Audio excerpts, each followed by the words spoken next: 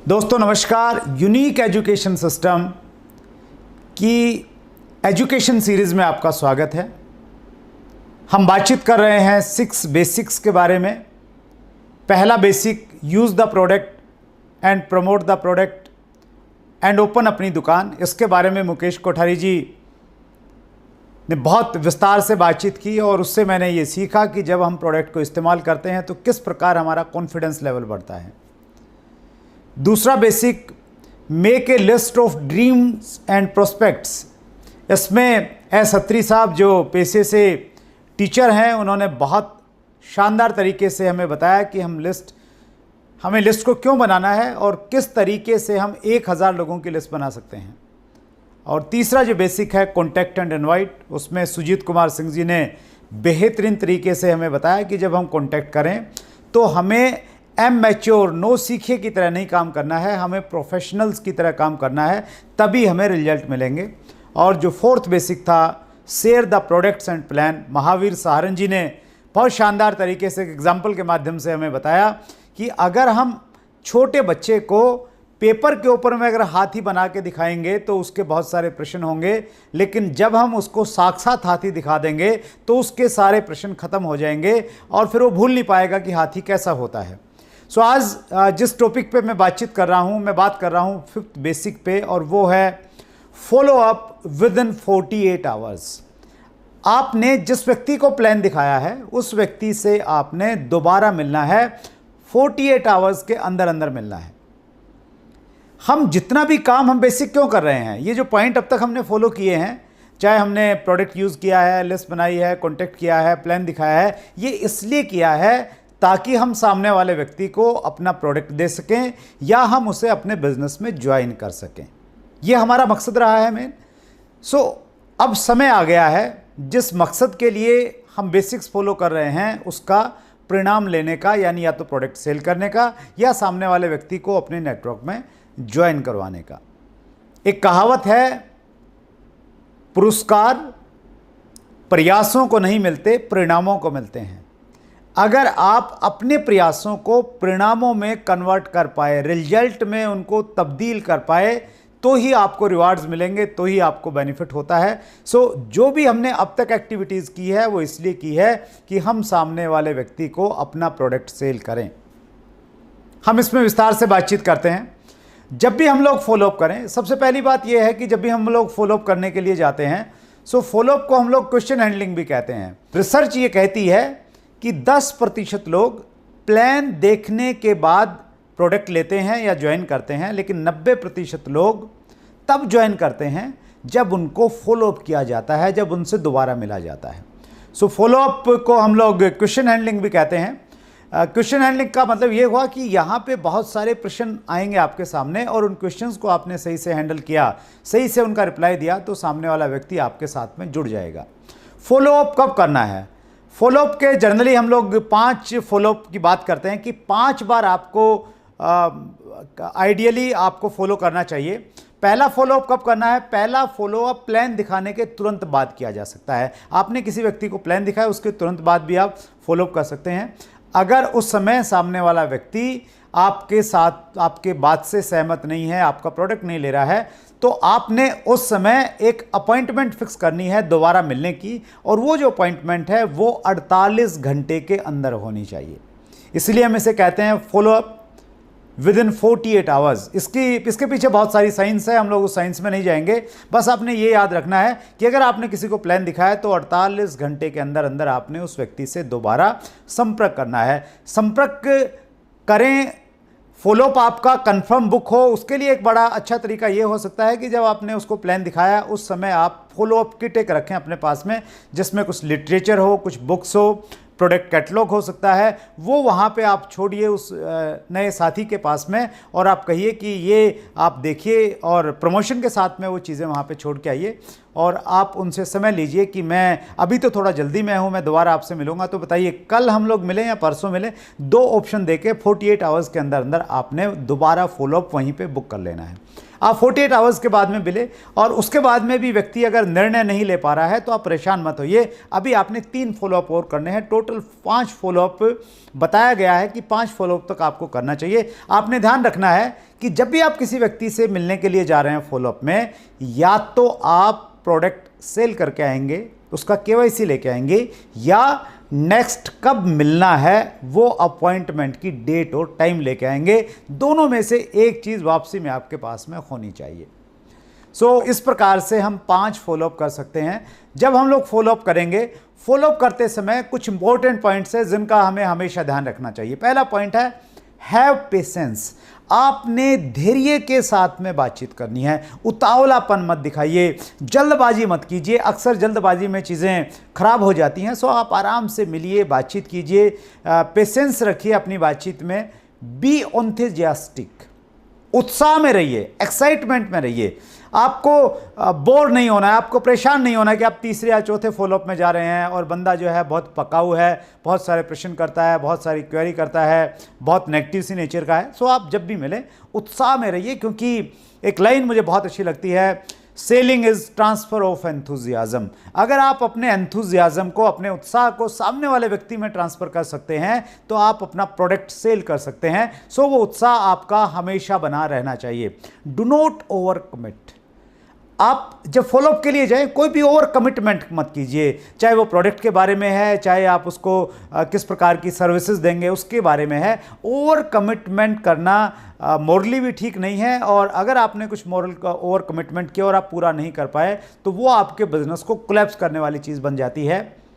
तो fourth point is be honest. ईमानदार रहिए, ईमानदारी से बातचीत कीजिए। जिस प्रोडक्ट के जो परिणाम है वही परिणाम बताइए। और honesty is the best policy. ये हज़ारों साल पहले से रही है और ये आज भी वैसे ही काम करती है। इस दुनिया के जो बहुत बड़े बड़े सेल्स प्रोफेशनल्स हुए हैं, जो कामयाब नेटवर्क मार्केटिंग लीडर्स हुए हैं, उनकी एक खूबी मिलेगी, वो हमेशा ऑनेस्ट रहे हैं। उन्होंने ईमानदारी से काम किया, ईमानदारी से लोगों के साथ में बातचीत की। Do not ask open ended questions. आप फॉलोअप के टाइम में कुछ ओपन एंडेड क्वेश्चंस मत पूछिए। फॉर एग्जांपल, बहुत सारे लोग ये पूछते हैं कि तो सर आपको प्लान कैसा लगा, तो इसका वो कुछ भी जवाब दे सकता है। या आप कहते हैं कि तो फिर आपका क्या इरादा है। वही प्रश्न पूछिए जिनका रिप्लाई आपको पहले से ही मालूम है कि ये रिप्लाई आ सकता है। फॉर एग्जांपल, आप ये पूछ सकते हैं कि सर मैंने आपको 3 प्रोडक्ट के बारे में बताया, इन 3 में से आपको कौन सा प्रोडक्ट सबसे अच्छा लगा। तो शायद वो तीनों में से एक आपके सामने रखेगा। तो इस प्रकार के प्रश्न पूछिए जिनका पहले से ही उत्तर निर्धारित है। आपकी सीनियर अपलाइन इस बारे में आपकी सहायता करेगी।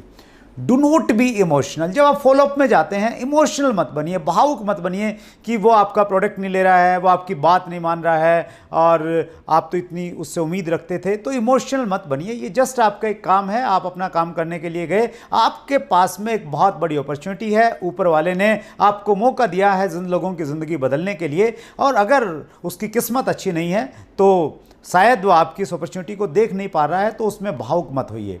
Do not argue. बहस मत कीजिए, आर्गुमेंट में मत जाइए। हमारा मकसद किसी व्यक्ति को हराना नहीं है। हम कोई कोर्ट में नहीं है कि हम दलील लेके सामने वाले को हराएंगे। हमारा मकसद है सामने वाले व्यक्ति को बिजनेस में लेना या उसको प्रोडक्ट देने जिससे उसकी हेल्थ बेटर रहे। अगर सामने वाला कैसा भी प्रश्न पूछ रहा है, वो प्रश्न बचकाना हो सकता है, वो बेवकूफ़ी वाला प्रश्न होता है, तो आपने उसका मजाक नहीं उड़ाना है। आपने आर्गुमेंट करने से हमेशा बचना है, क्योंकि आर्गुमेंट में आप जीत जाएंगे तो आपका जो परिणाम है, आपका जो मेन ऑब्जेक्ट है, वो ऑब्जेक्ट आपका पूरा नहीं होने वाला है। Have a proper business kit. आपके पास में एक प्रॉपर बिजनेस की किट होनी चाहिए। एक प्रॉपर आपके पास में बैग होना चाहिए, जिस बैग में सारे टेस्टिमोनियल्स हों, आपके पास में प्रोडक्ट हों, आपके पास में लिटरेचर हों। वो सारी की सारी चीज़ें आपके पास में होनी चाहिए जब आप फॉलोअप करने के लिए जाएं। नेक्स्ट पार्ट है फ्रीक्वेंट रिस्पॉन्स स्टेटमेंट्स। जब भी आप किसी व्यक्ति से मिलेंगे तो एक तरह की स्टेटमेंट्स आपको मिलने वाली हैं, उसके लिए आपने प्रिपेयर रहना है। अगर ऐसी ऐसी बातें लोग आपसे पूछते हैं तो आप बिल्कुल परेशान मत होइए, क्योंकि आपको मालूम है कि ऐसी ही बातें सामने वाले लोग करने वाले हैं। क्या स्टेटमेंट्स होंगी? लोग कहेंगे आई डोंट हैव मनी।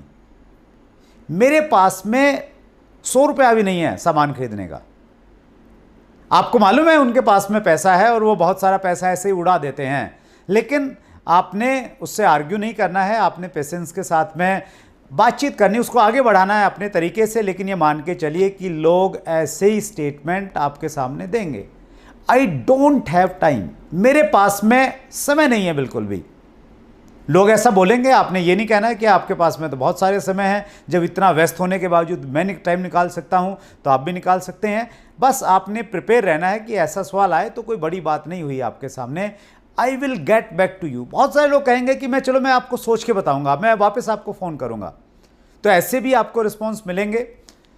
लोग कहेंगे प्रोडक्ट्स आर कॉस्टली, जो सामान है वो बहुत महंगा है, इतना महंगा सामान मैं नहीं खरीद सकता। लोग ऐसा कहेंगे, हालांकि उनको प्रोडक्ट की शायद उतनी नॉलेज नहीं है कि प्रोडक्ट की कॉस्टिंग कैसे निकाली जा सकती है, लेकिन फिर भी लोग कहेंगे आई कांट सेल, मैं बेच नहीं सकता हूं, ये बेचने वाला काम मुझे दिखता है, ऐसा लोग आपको कहेंगे। कुछ लोग कहेंगे is it A pyramid scheme और स्कैम और मनी सर्कुलेशन कंपनी। लोग ऐसा भी बोलेंगे, वो आपको ऐसा एहसास कराएंगे कि जैसे आप बहुत गलत काम में हैं। लोग आपको ये भी बोलेंगे कि मैं मेंबर नहीं बना सकता, ये मेंबर बनाने का काम नहीं मेरे से होगा, बाकी सब कुछ ठीक है, आपका प्रोडक्ट ठीक है, सब कुछ बढ़िया, मैं सब कुछ मान रहा हूँ, लेकिन ये जो लोगों को जोड़ने वाला काम है ये मेरे से नहीं होगा। कुछ लोग कहेंगे, सीधा बोलेंगे कि मैं इंटरेस्टेड नहीं हूँ, ऐसे कामों के लिए मैं इंटरेस्टेड नहीं हूँ। सो ये इस प्रकार की जो स्टेटमेंट हैं ये आपको मिलने वाली हैं, इसके लिए प्रिपेयर रहिए। हर स्टेटमेंट का कैसे आपको रिप्लाई करना है वो हम आगे के सेशन में बताएंगे, लेकिन ये सोचिए, प्रिपेयर रहिए हमेशा इस चीज़ के लिए कि इस प्रकार की स्टेटमेंट आपके सामने आने वाली है। अब इन स्टेटमेंट्स का जवाब कैसे देना है, how to handle questions. Question handling की मैं कुछ टेक्निक्स आपको बताऊंगा, लेकिन उनमें जो सबसे पावरफुल टेक्निक है जिसको मैं बहुत इस्तेमाल करता हूं, और ऐसा लोग कहते हैं कि मेरा लोगों के साथ में व्यवहार थोड़ा एवरेज रहता है, ठीक ठाक रहता है। अगर वो रहता है तो इसलिए रहता है क्योंकि मैं एक टेक्निक का बहुत इस्तेमाल करता हूं, और वो टेक्निक है use feel felt found technique. ये बहुत पावरफुल टेक्निक है। फील फेल्ट फाउंड टेक्निक ये बताती है कि सामने वाला कोई भी स्टेटमेंट दे या कोई भी क्वेश्चन आपसे करता है तो आपने उसका विरोध नहीं करना है, आपने उसकी बात से सहमति जतानी है, फील करना है, महसूस करना है उसकी बात को कि यस यू आर राइट, आप सही कह रहे हैं। अगर सामने वाले ने कहा कि मेरे पास में पैसा नहीं है, तो आपने क्या कहना है, आप बिल्कुल सही कह रहे हैं सर, मेरा भी यही मानना था। जब मेरे सामने ये बिजनेस रखा गया और मुझे कहा गया कि आप ये पेस्ट लीजिए 40 रुपए का, तो मैंने कहा था कि सर मेरे पास तो 40 रुपए भी नहीं है। तो आपने फील करना है। सामने वाला कहता है मेरे पास में टाइम नहीं है, तो आपने कहना बिल्कुल सही कहा सर आपने, मुझे भी ऐसा लगता था मेरे पास में टाइम नहीं है, और मेरे पास टाइम था भी नहीं सर। कुछ भी सामने वाला व्यक्ति बोलता है, वो कहता है कि क्या ये स्कीम है, तो आपने कहना आपने बिल्कुल सही बात की है सर, मुझे भी ऐसे ही लगता था इन सब चीज़ों को लेके ये स्कीम है। सो सबसे पहले वो कुछ भी बोले, आपकी पहली लाइन ये होनी चाहिए, आपने बिल्कुल सही कहा सर, मैं भी ऐसा ही सोचता था, और कहीं ना कहीं आप ऐसा सोचते थे। फेल्ट ये है, सामने वाले ने कहा कि मेरे पास में पैसे नहीं हैं, आई डोंट हैव मनी। आप कहिए कि आप बिल्कुल सही कह रहे हैं सर, मुझे भी ऐसा लगता था कि मेरे पास में पैसे नहीं, और मेरे पास में पैसे थे भी नहीं। फिर मैंने ये देखा कि ये मेरे पास में जब अपॉर्चुनिटी है, और इसमें मैं अगर प्रोडक्ट इस्तेमाल करके ये प्रोडक्ट अच्छे लगेंगे, एक ही तो प्रोडक्ट लेना है, और अगर वो अच्छा लगेगा तो मैं दूसरे प्रोडक्ट लेके अगर इसको बिजनेस अपॉर्चुनिटी के रूप में बनाऊंगा, तो मैंने ये फाउंड कि मेरी पैसों की समस्या ज़िंदगी भर के लिए ख़त्म हो सकती है। सो ये बेहतरीन टेक्निक है। फील पहले उसके साथ में रिलेट करना है, फेल्ट फिर आपने ये कहना है कि फिर मैंने गहराई में गया, मैंने तथ्यों में मैं गया, लॉजिक्स मैंने देखे, लॉजिक्स आप दीजिए फेल्ट में, और फाउंड, फिर फाइनली आपने पाया कि मेरी उस समस्या का समाधान यहीं से निकल सकता है। नेटवर्क में भी जब आपके सामने लोग मिलते हैं, वो कोई भी सजेशन लेके आए, कुछ भी आपसे बोलें, तो आप वहाँ पे भी इस टेक्निक का इस्तेमाल कर सकते हैं। मैं बहुत ज़्यादा इस्तेमाल इसको करता हूँ। सेकंड जो तरीका है क्वेश्चन हैंडल करने का, वो है शेयर ऑथेंटिक डाटा। आपके पास में कुछ ऑथेंटिक आंकड़े होने चाहिए, डाटा होना चाहिए। अगर वो डाटा आप शेयर करते हैं सामने वाले व्यक्ति से, तो सामने वाला व्यक्ति उस डाटा से और जिस ऑर्गेनाइजेशन का वो डाटा है उससे वो प्रभावित होता है, वो हमारी बात से प्रभावित नहीं होता। क्योंकि हमेशा ये कहा जाता है कि जब हम किसी से बातचीत करते हैं तो हम सेकंड पार्टी हैं, सामने वाला फर्स्ट पार्टी है, और फर्स्ट पार्टी और सेकंड पार्टी में कहीं ना कहीं एक ईगो क्लैश होता है। लेकिन जब हम कोई थर्ड पार्टी लेके आते हैं बीच में, कोई तीसरा व्यक्ति बता रहा होता है, सो अब ईगो क्लैश नहीं होता है और तीसरे व्यक्ति की बात जल्दी समझ में आती है। सो आप डाटा शेयर कीजिए। जब आप डायरेक्ट सेलिंग के बारे में बातचीत कर रहे हैं तो आप बताइए कि सर डायरेक्ट सेलिंग का जो ग्लोबल टर्नओवर है वो लगभग $1,90,000 मिलियन का था 2018 में, और इतना बड़ा जो ये नेटवर्क है, इतना बड़ा जो टर्नओवर है, इस टर्नओवर में सबसे ज़्यादा $35,000 मिलियन अमेरिका का है और हिंदुस्तान की भागीदारी मात्र $1,518 मिलियन की है। अगर हम ये डाटा देखते हैं तो हम पाते हैं कि हमारे देश में डायरेक्ट सेलिंग का बहुत उज्जवल भविष्य है। और ये जो डाटा मैं आपको शेयर कर रहा हूं सर, ये world federation direct selling association के आंकड़े हैं और WFDSA.org ये इसकी वेबसाइट है, आप इस पर भी जाके आप चेक कर सकते हैं। जब आप इस प्रकार से उस डाटा का सोर्स उसको बताते हैं, उस ऑर्गेनाइजेशन के बारे में बताते हैं, तो सामने वाला व्यक्ति उस थर्ड पार्टी से बेटर तरीके से समझ सकता है। ये बहुत इफेक्टिव टेक्निक है, स्पेशली जो लोग पढ़े लिखे लोग हैं, थोड़ा एजुकेटेड लोग हैं, डाटाज में बात करते हैं, डाटाज की भाषा समझते हैं, उनसे आप इस तरीके से अच्छे तरीके से बात कर सकते हैं। तीसरी टेक्निक है answer questions by asking questions. बहुत बार सामने वाला व्यक्ति आपको कुछ सवाल पूछेगा और आप याद रखिए हर सवाल का आप जवाब नहीं दे पाएंगे। बहुत बार उस सवाल में से एक सवाल पूछना भी एक जवाब हो सकता है, हर जगह अप्लाई नहीं होगा। इसको आपने थोड़ा इंटेलिजेंट तरीके से कॉमन सेंस यूज़ करते हुए आप इसका इस्तेमाल कर सकते हैं। फॉर एग्जांपल, आप बिजनेस में नए हैं और एक सामने वाला व्यक्ति बोलता है कि आपको इस बिजनेस से कितना पैसा आ रहा है, और आपने भी शुरुआत की है, तो आपको लगता है कि आप ये बताएंगे कि मुझे अभी कुछ नहीं आया, तो सामने वाला नेगेटिव हो जाएगा और वो ये कहे कि यार ये इसमें कुछ आता जाता नहीं है, ये तो ऐसे ही काम होते हैं। आप ये कह सकते हैं कि सर मैंने तो अभी शुरू किया है, लेकिन हमारे बिजनेस में 500 रुपये से लेके 50 लाख रुपया महीने कमाने वाले लोग हैं। आप बताइए आप कितना रुपया महीना कमाना चाहेंगे। ये क्वेश्चन में आपने एक दूसरा क्वेश्चन पूछ लिया है। तो इस प्रकार बहुत सारे, वो आपने डिसाइड करना पड़ेगा कि इस टेक्निक का आप कहाँ इस्तेमाल कर सकते हैं, लेकिन ये बहुत अच्छी और बहुत पावरफुल टेक्निक है। नेक्स्ट जो टेक्निक है जिसका आप इस्तेमाल कर सकते हैं क्वेश्चन हैंडलिंग में, और वो है कॉम्प्लीमेंट क्वेश्चंस। सामने वाला जो प्रश्न पूछ रहा है उस प्रश्न के बाद में आप तुरंत जवाब मत दीजिए, थोड़ी देर सोचिए और बोलिए कि सर आपका जो प्रश्न है ये बहुत इंटेलिजेंट प्रश्न है, इतना इंटेलिजेंट प्रश्न मेरे सामने किसी से नहीं पूछा। आप उसके क्वेश्चन को अगर कॉम्प्लीमेंट देंगे, उसको अच्छा मानेंगे, तो शायद वो आपके रिप्लाई को भी वो अच्छा मानेगा। क्योंकि जब कोई व्यक्ति आपको पसंद करेगा तो फिर शायद वो आपके जवाब को भी पसंद करेगा, आपके प्रोडक्ट को भी पसंद करेगा, आपकी कंपनी को भी पसंद करेगा। एक कोटेशन है, if you can sell yourself you can sell everything.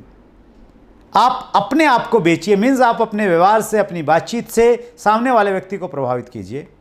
Next जो टेक्निक है ये बहुत पावरफुल टेक्निक है, आंसर क्वेश्चंस विद टूल्स। सामने वाला जब भी कोई प्रश्न पूछता है आप टूल्स की सहायता से उसका जवाब दीजिए।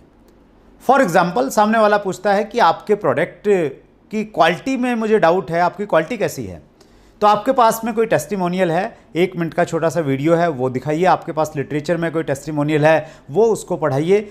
इस प्रकार से आप लिटरेचर का यूज़ कर सकते हैं। सामने वाला व्यक्ति कोई प्रश्न कहता है कि क्या इस बिज़नेस में लोग ज़्यादा पैसा कमाने वाले लोग हैं, तो आप कहिए कि सर बहुत अच्छा प्रश्न आपने पूछा है। हमारे यहाँ पे एक प्रोग्राम रहता है हर संडे को सुबह 11 बजे, और वो प्रीमियर प्रोग्राम रहता है यूट्यूब के ऊपर में, हमारा चैनल है, तो मैं आपको उसका लिंक भेजूंगा, आपको रिमाइंडर करवाऊंगा। उस प्रोग्राम को अगर आप अटेंड करेंगे सर, आपके इस प्रश्न का जवाब वहाँ पे मिल जाएगा। आपने जो प्रश्न पूछा है मैं शायद उसका जवाब नहीं दे सकता।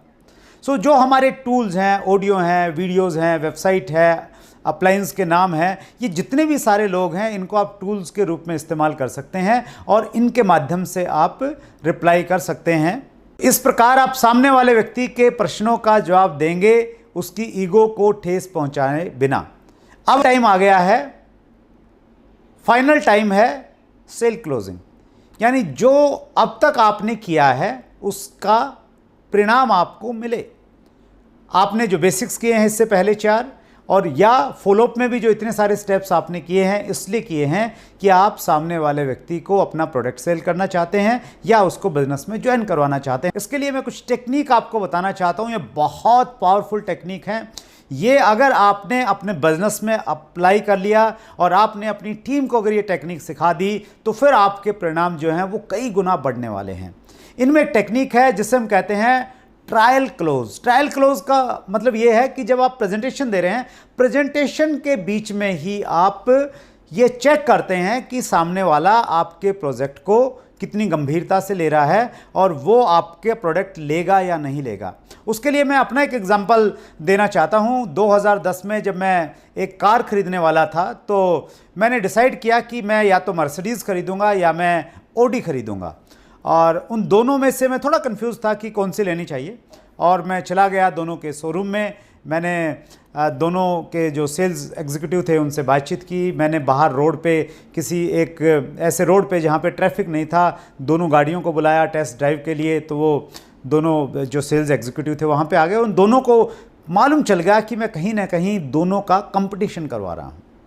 और फिर फाइनली मैंने कहा कि चलो ठीक है, टेस्ट ड्राइव हो गया है, अब मैं शोरूम पे चलते हैं और हम लोग बातचीत करते हैं। तो सबसे पहले मैं ऑडी के शोरूम में गया और एग्जीक्यूटिव से बोला कि गाड़ी तो आपकी ठीक है, लेकिन यार मैंने तो है ना मर्सिडीज़ लेनी है।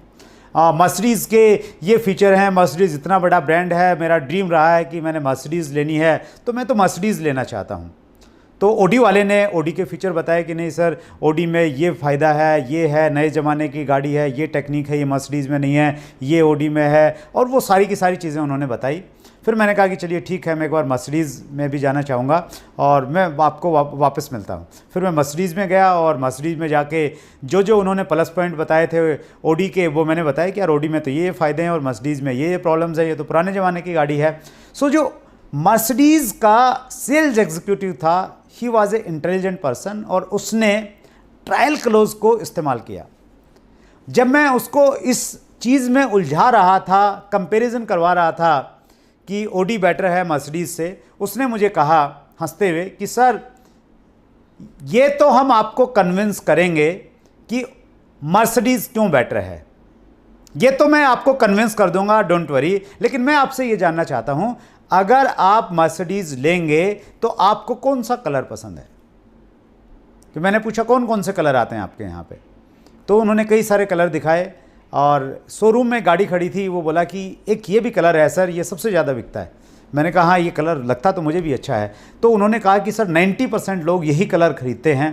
और ऐसे करते करते वो कब मुझे ऑडी से निकाल के मर्सिडीज़ में लेके आया और 40 लाख रुपए का चेक मेरे से लेके कब चला गया मुझे मालूम नहीं चला। वो ट्रायल क्लोज थी उनकी कि उन्होंने जहाँ मैं इंटेलिजेंट बन के उसको उलझा रहा था, वो ऐसे निकाला उसने और निकाल के वो मेरे से सेल क्लोज करके चला गया। तो आप भी इस टेक्निक का इस्तेमाल कर सकते हैं। जब आप प्रेजेंटेशन देते हैं, सामने वाले का इंटरेस्ट चेक कर सकते हैं, बीच में उसको जहाँ पे वो उलझा हुआ है उससे बाहर निकाल के दूसरी दिशा में आप डाइवर्ट कर सकते हैं। ये बहुत इफेक्टिव है, लेकिन जब आपका थोड़ा एक्सपीरियंस हो जाएगा आप इसका अच्छे से इस्तेमाल कर सकते हैं। दूसरी जो सेल क्लोजिंग टेक्निक है वो है Ben Franklin closing. Ben Franklin ने एक बहुत अच्छा आइडिया दिया है, और बेन फ्रैंकलिन का आइडिया ये कहता है कि जब आप सामने वाले व्यक्ति को कोई प्रोडक्ट सेल कर रहे हैं और सामने वाला व्यक्ति कंफ्यूज है, उसको लगता है कि यार लूँ नहीं लूँ, कोई नुकसान तो नहीं हो जाएगा, उस समय आप क्या कीजिए, एक पेपर लीजिए, पेपर में एक लाइन लगाइए, उसको 2 पार्ट में डिवाइड कर दीजिए और एक साइड में लिखिए फ़ायदे और दूसरी साइड में लिखिए नुकसान, कि अगर वो प्रोडक्ट लेता है तो उसको क्या क्या फ़ायदे होंगे, अगर वो प्रोडक्ट नहीं लेता है तो उसको क्या नुकसान होंगे। यानी अगर वो प्रोडक्ट ले लिया, फॉर एग्जांपल उसने 1000 रुपये का प्रोडक्ट लिया तो उसको क्या क्या फ़ायदे हो जाएंगे, और 1000 रुपये का जो प्रोडक्ट लिया है वो प्रोडक्ट लेने से उसको नुकसान क्या हो जाएगा, या अगर उसने ज्वाइन कर लिया तो क्या क्या फ़ायदे हो जाएंगे, अगर उसने ज्वाइन कर लिया तो नुकसान क्या हो जाएगा उससे।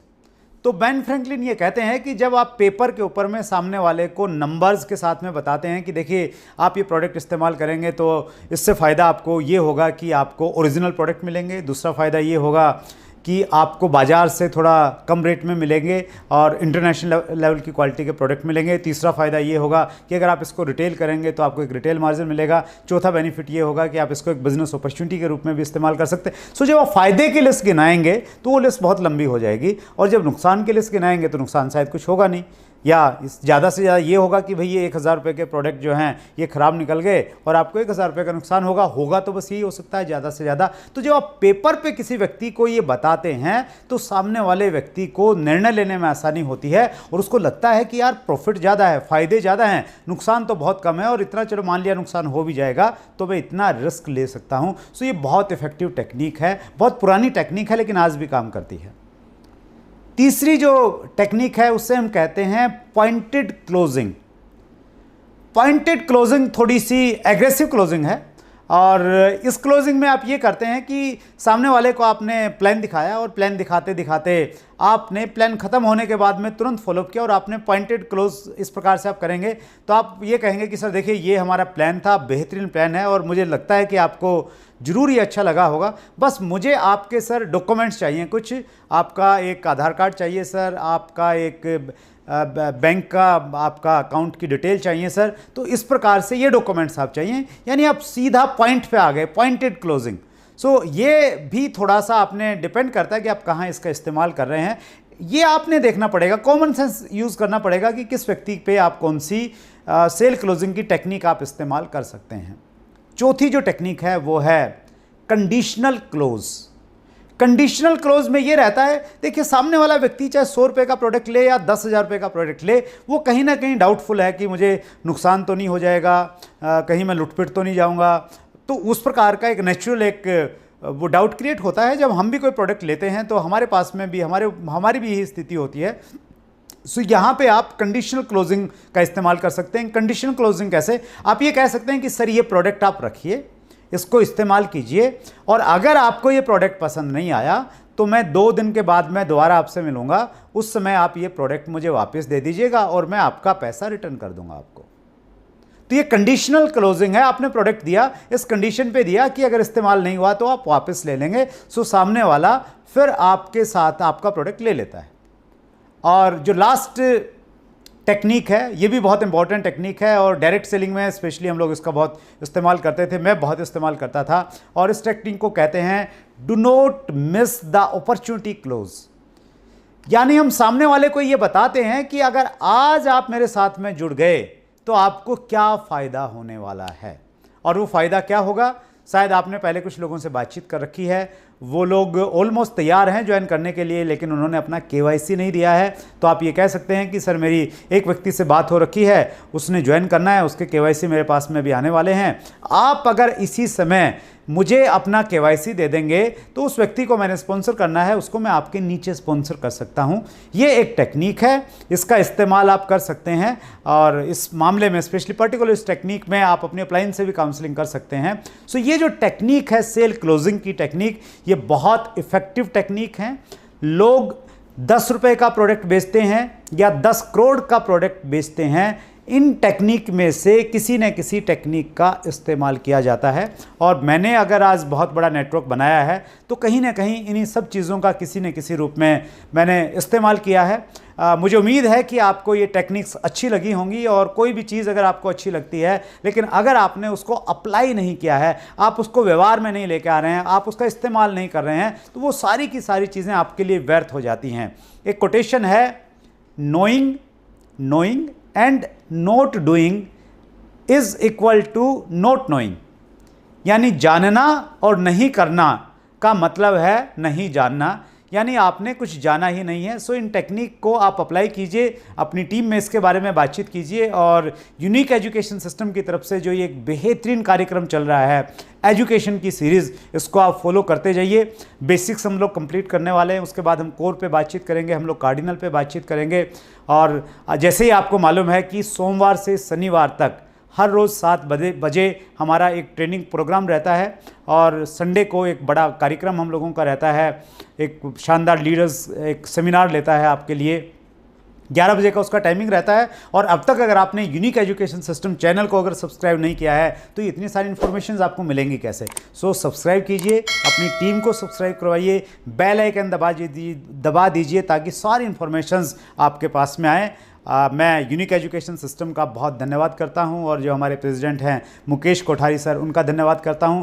पहले जिन स्पीकर्स ने 4 बेसिक्स के बारे में बातचीत की, मुकेश कोठारी सर उनमें स्वयं थे, अत्री साहब उसमें थे, सुजीत कुमार सिंह थे और महावीर साहरन जी थे। मैं उनका आभार प्रकट करता हूं। थैंक यू वेरी मच, बहुत बहुत धन्यवाद।